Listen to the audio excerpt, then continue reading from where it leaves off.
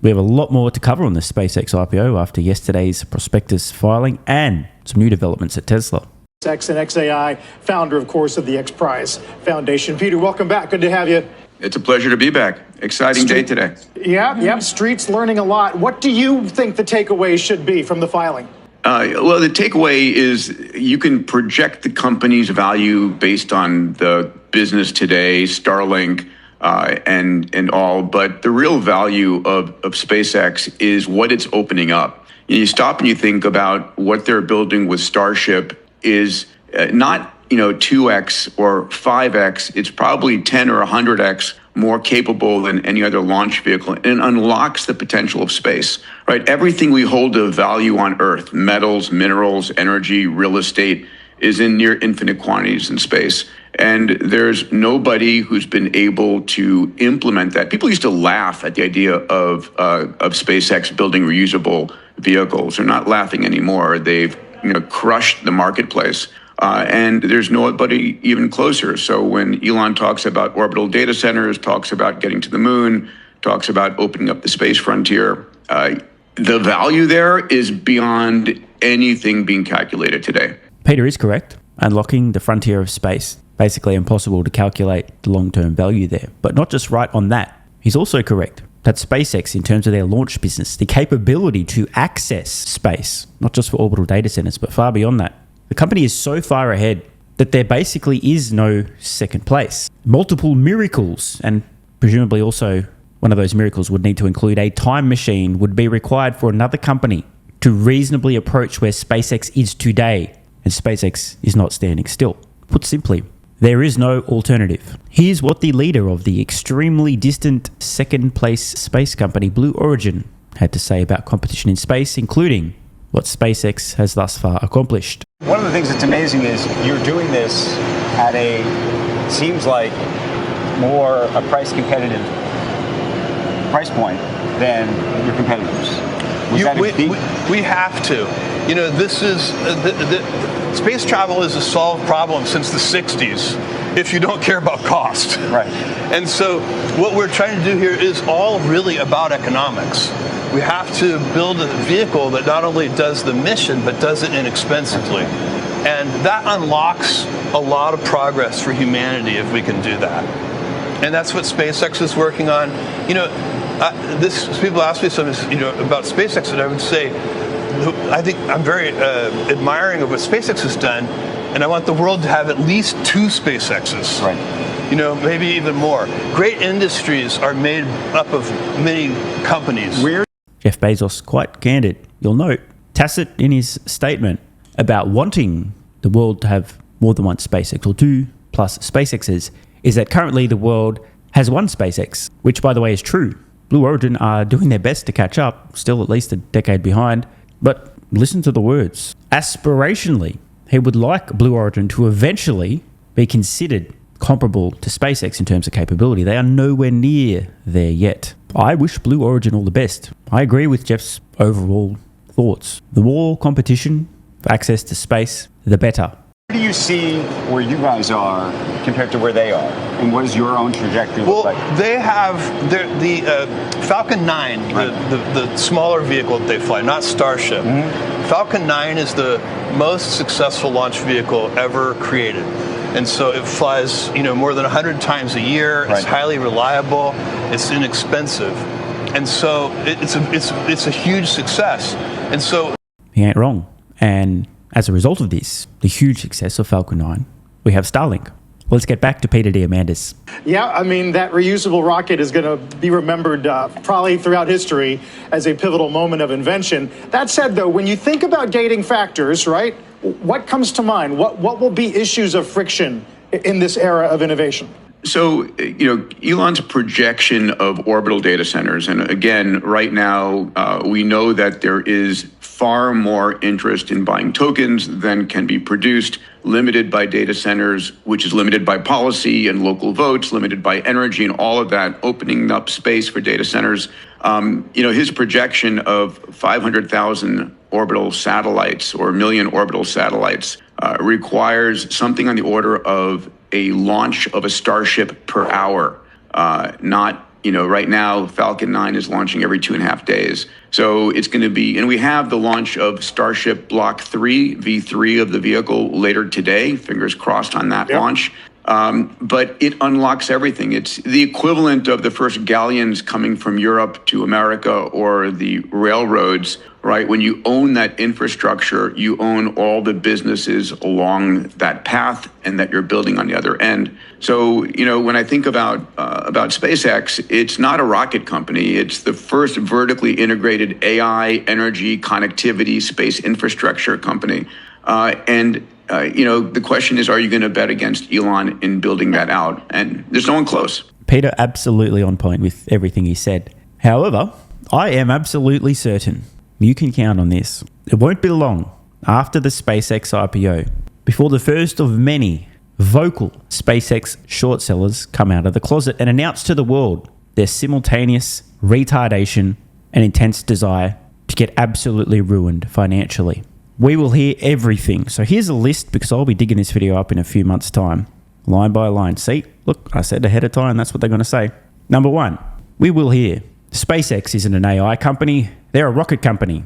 We will, I'm not kidding, hear that the competition is coming. Well, Google and Blue Origin will all get into the launch business and the space-based AI business as well. Elon Musk is distracted. Well, okay, SpaceX is a decent company, but the valuation makes absolutely no sense. Orbital AI compute's just a stock pump. They're not serious about that. Mars is not a serious project. The moon base is not a serious project. A mass driving the moon, come on, bro, as if. Betting against Elon, betting against SpaceX, in my opinion, is asking, begging, demanding to have your financial anus ruined.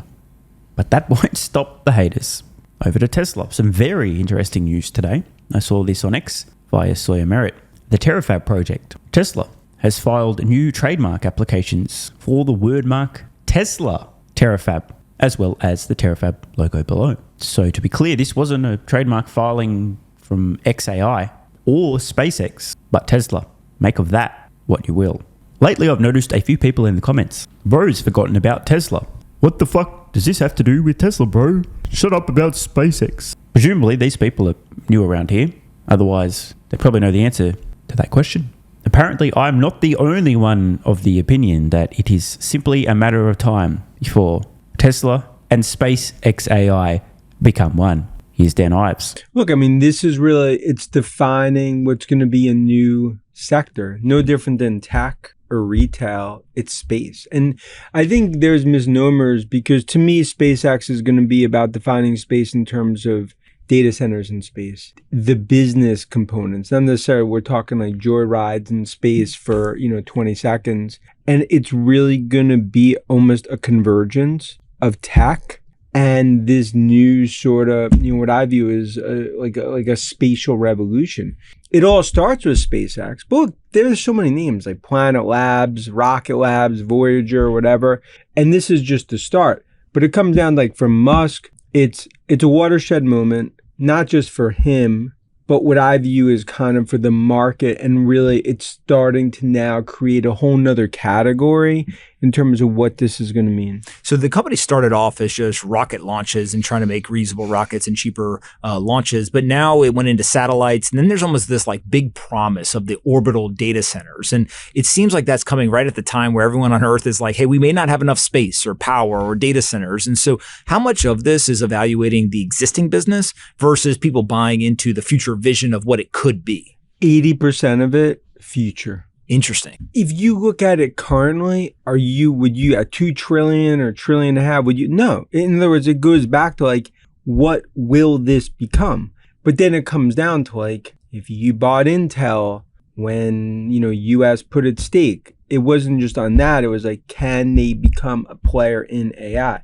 With NVIDIA, it wasn't just about like going after AI. It's like, what eventually will happen if they're able to not just monetize enterprise, but create physical AI when it comes to chips. So I think that continues to really be the focus for SpaceX because it's Musk. And then we've talked about, like, we view it, we've said 80%, 85%, that SpaceX to merge eventually with Tesla in 2027. Yeah. So you think 85% of SpaceX Tesla merging in 2027, not like just some point in the future, but literally by next year. Because I think it's important that So just take a step back. Like, why is there a trial Musk Altman? But despite like personal beef and just all the things that have happened there, I mean, a lot of it really comes down to Anthropic, OpenAI, then down here it's like XAI or SpaceX AI. So now it's like, how are you going to converge? No different what has Google done with Gemini. Data. Data is the new oil and gold. You merge SpaceX and Tesla. From a data perspective, forget all the hyperboles and different, like biggest IPO ever.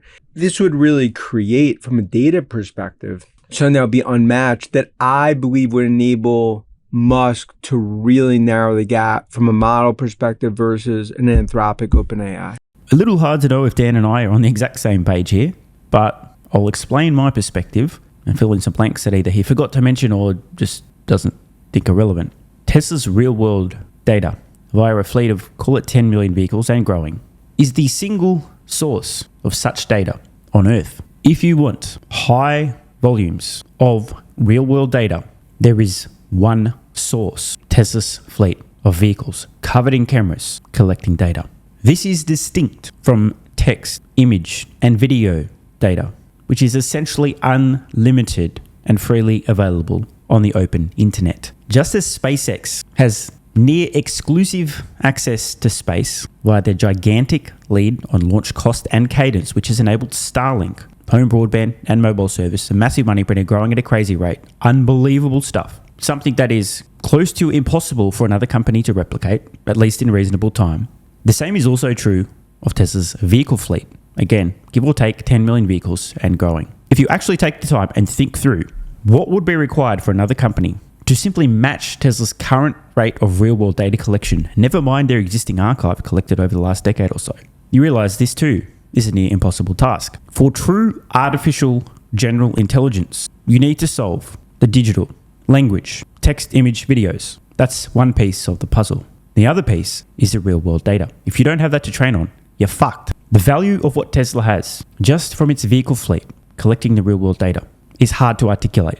It cannot be replicated. Dan didn't specifically mention this, so I'm not sure if that's what he was getting at or not. It didn't seem like it, but it is important to understand this. So back to the SpaceXAI and Tesla merger rumors, that's all they are. Rumors, being wildly stoked by myself and many others. If SpaceXAI wishes to solve artificial general intelligence, they will need a real-world data stream, and there's only one place they can get that. The Terafab project, the collaboration between SpaceX, XAI and Tesla, also previously announced, hints very strongly at an inevitable merger. Tesla designs and makes AI chips today for their vehicles and the humanoid robot. SpaceX does not. But if SpaceX is to launch, as they've requested via the FCC, 1 million AI satellites, who's going to make the 1 million chips? These satellites also need solar panels, gigantic solar panels actually. SpaceX currently has no experience manufacturing solar. Wouldn't it be handy for them to be able to borrow some of Tesla's experience? What better way to massively scale up solar production at SpaceX, which they intend to do, than becoming one with Tesla, who already manufacture solar at scale? Another important breadcrumb to consider is that the way that one improves AI in terms of its capability / intelligence and speed is by throwing more compute at the problem.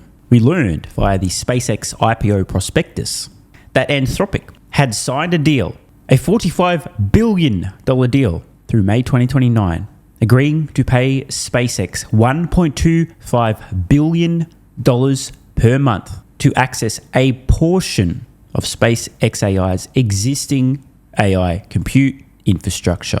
SpaceX also noted, quote, "We expect to enter into additional similar services contracts." So let's say hypothetically there's a company out there that has a exclusive, unique, enormous source of real-world data, and they've used that real-world data to train vehicles to drive autonomously with vision only. They've started launching fully autonomous vehicles, currently legally operating as robotaxis in 3 US cities at relatively small scale.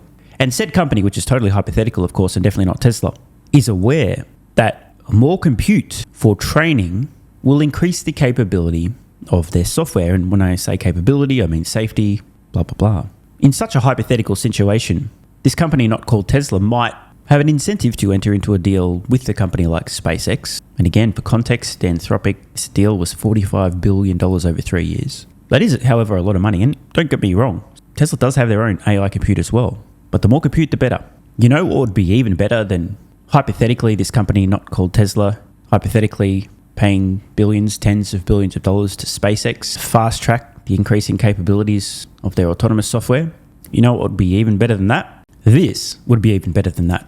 We now have an on-screen diagram showing exactly how a Tesla and SpaceXAI merger might work in terms of access to AI training compute. And in case you've forgotten about the two necessary ingredients for solving artificial general intelligence and are wondering, hang on, what's in it for SpaceX? Why would they do that? Tesla's real-world data stream, invaluable. Never mind their experience in designing and deploying AI chips, solar, the previously announced joint collaboration between SpaceXAI and Tesla, the Terafab project, nor the potential for sharing gigabrain engineers, keeping them within the one ecosystem. Bored of working at Tesla? Spend some time at SpaceX. It's a hell of a lot easier for that to happen if they're under one roof. Want more content?